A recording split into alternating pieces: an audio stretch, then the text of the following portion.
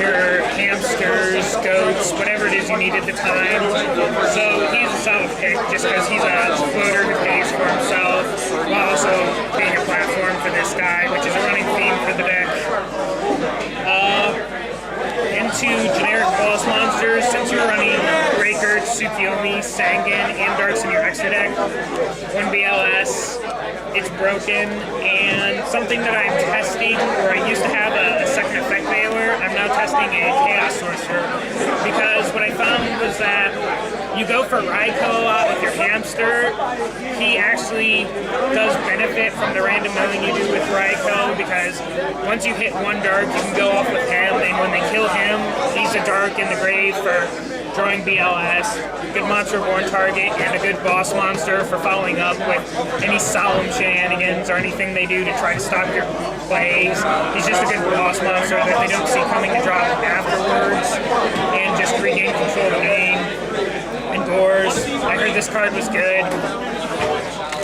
Spells, we have the Trinity, Pot of Avarice, because you really need it. Milling it sucks. You mill with Raikou, so it becomes 5 really early, so you don't have to worry about opening it.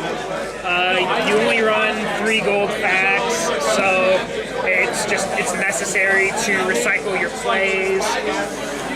2 duality, because I would honestly only run 2 even if it was at 3. If getting semi-limited didn't do anything, just helps with consistency for setting up your plays.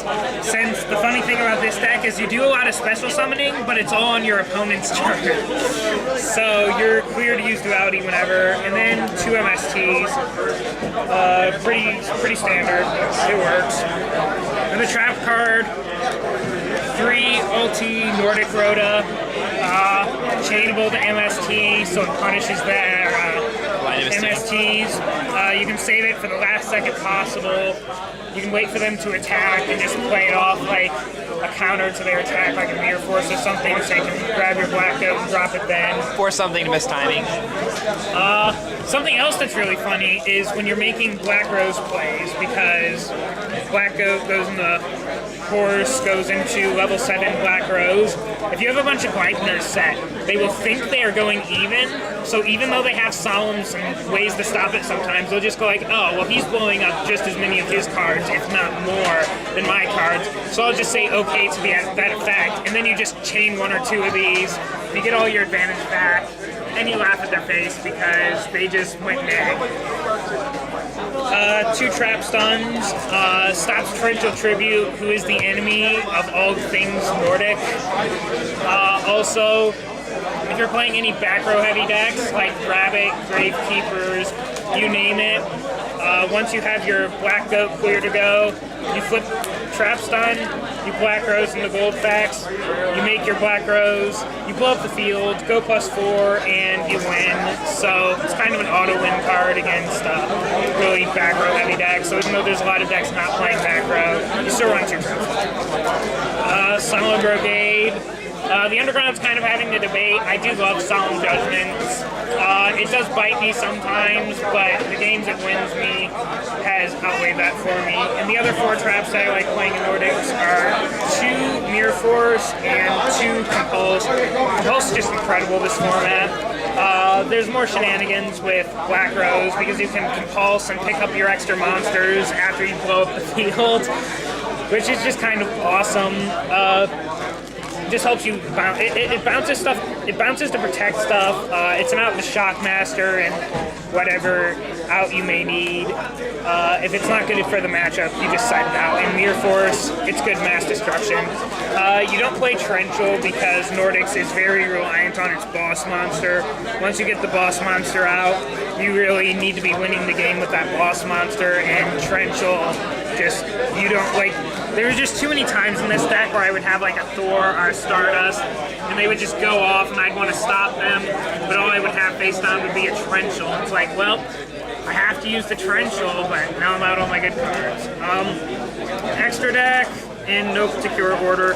Ancient Fairy Dragon, it's level 7, it's good. The other level 7s, Scrap Archfiend, generic. 2 Black Rose Dragons, because you really can do it twice, and you really will do it twice. And Instinct Wyvern, game ender. For your level 8s, you got Stardust, protects your back row, makes your MST completely irrelevant. Scrap Dragon's good. Thought Roar is the other level 8. He's dark, so you can go into him. Stops Compulsion, Deep Prison, and bad things like that. Thor's awesome. I explained with the tutorial. For the rank 3s, I have Leviair, Zenmain, Leviathan, best rank 3s in the game. Rank 4s, Maestroke, Utopia, Blackhorn, best rank 4s in the game. Now for the side deck. Side deck is kind of under construction still. Main cards I'm debating are these 3, 2 Effect Veiler and an extra Trap Stun. They just hit extra stuff. I was always siding the Effect Veiler. The second Effect Veiler came from the Chaos Sorcerer when I took the Effect Veiler out of my main deck. Trap Stun just because with Trap Stun Rex. Dropped it down to 1 Needle Sealing because I found myself having a good wind-up matchup without double Needle Sealing, so I decided to use my side deck for better things. Triple D Prison, for game 2 against things that like agents or rabbit or really anything that you just need 1 card outs to, you side in the full play set. Since Nordics are a unique deck, people don't know what traps you're maining and what traps you're siding, so they're expecting this game 1, and like I said, game 2 it just comes in handy when you're playing Chaos Dragons and stuff that's just retarded. Triple Soul Drain, you can't run macro because our good friend the Black Goat requires the cards to go to the graveyard for him to be special summoned from your hand.